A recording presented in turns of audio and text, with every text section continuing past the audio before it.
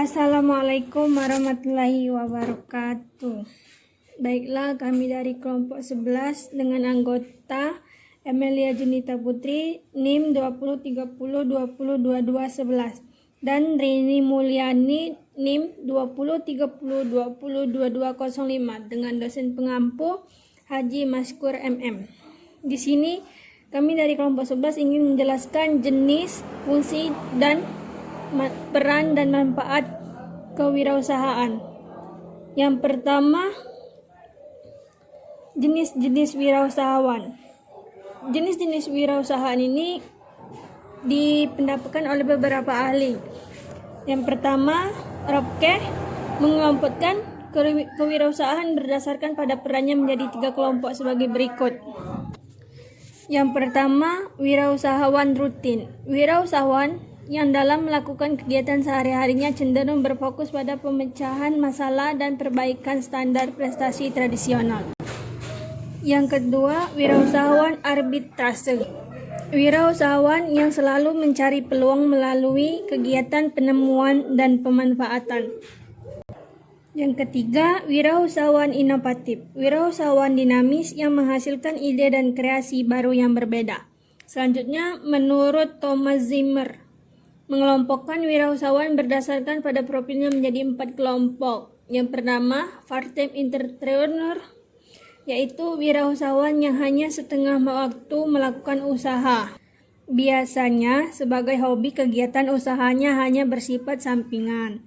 Yang kedua, home-based new ventures, yaitu usaha yang dirintis dari rumah atau tempat tinggal. Yang ketiga, family-owned business, yaitu usaha yang dilakukan oleh beberapa anggota keluarga secara turun-temurun. Yang keempat, koprenus, yaitu usaha yang dilakukan oleh 2 orang wirausaha yang bekerja sama sebagai pemilik dan menjalankan usahanya bersama-sama. Selanjutnya, intrapreneur, orang yang menggunakan temuan orang lain pada unit usahanya. Fungsinya adalah menciptakan produk dan teknologi baru dengan cara meniru yang sudah ada. Tolak ukurnya adalah meniru dan mengembangkan produk melalui pengembangan teknologi. Manfaat kewirausahaan. Thomas W. Zimmer telah merumuskan manfaat kewirausahaan sebagai berikut. Pertama, memberi peluang dan kebebasan untuk mengendalikan nasib sendiri. Kedua, memberi peluang melakukan perubahan. 3. Memberi peluang untuk mencapai potensi diri sepenuhnya. Yang keempat, memiliki peluang untuk meraih keuntungan seoptimal mungkin. Yang kelima, memiliki peluang untuk berperan aktif dalam masyarakat dan mendapatkan pengakuan atas usahanya. Yang terakhir, memiliki peluang untuk melakukan sesuatu yang disukai dan menumbuhkan rasa senang dalam mengerjakannya. Fungsi wirausahawan. Ada 2 fungsi dan peran wirausaha dalam perekonomian. Yang pertama, fungsi makro. Wirausahawan berperan dalam ekonomi sosial sebagai penggerak, pengendali, dan pemacu perekonomian suatu bangsa.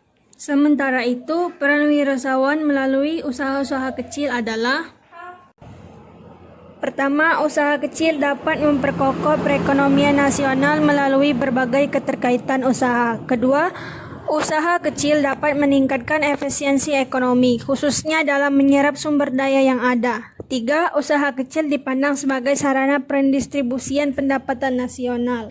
Fungsi makro. Secara makro, fungsi wirausahawan dalam perusahaan adalah: pertama, menanggung resiko dan ketidakpastian. Kedua, mengombinasikan sumber-sumber ke dalam cara yang baru dan yang berbeda.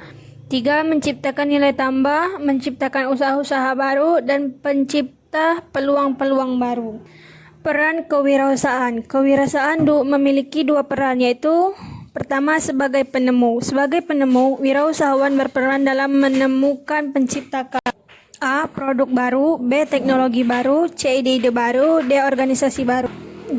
Sebagai perencana. Sebagai perencana, wirausahawan berperan dalam merancang: A. Perencanaan perusahaan, strategi perusahaan, ide-ide dalam perusahaan, dan organisasi perusahaan. Menurut Werner Sobar, membagi peran kewirausahaan menjadi 3. Pertama, pemimpin industri, usahawan, pemimpin keuangan. Baiklah, itu saja yang dapat kami jelaskan dari kelompok 14. Terima kasih. Mohon maaf apabila ada kesalahan. Kami akhiri. Wassalamualaikum warahmatullahi wabarakatuh.